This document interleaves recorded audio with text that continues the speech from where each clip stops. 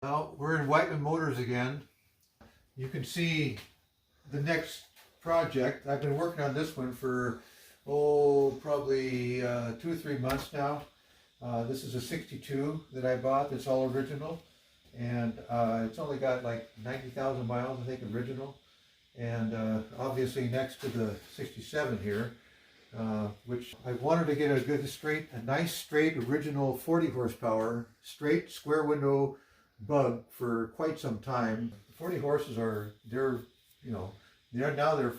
people are finally realizing that a very handsome car, and they're very easy to work on. And this is, the basic Volkswagen that was around forever in the early 60s, and just like this one. And this happens to be, I'm going through it right now with the engine going around. This is an early 40 horse engine. It has the early style, the stale air heat system in it, and it needed a fuel pump. It starts up and runs fine, but has no power. Has no power going up into the upper gears. I don't have good pulling power with going up hills, and that's one thing these are known for. These things will cruise at 60, 70 miles an hour all day long. That's one of the things that's very common about these. Tried to rebuild the fuel pump, and I wasn't satisfied with that, so I found one that resembles the older style that has the screwed on fuel lines and whatnot. It's different from the old style. This has the old style throttle cable from the 36 horse era. And it has a hole in the manifold. I had to order a new manifold. This is really common with the heat risers back in those days.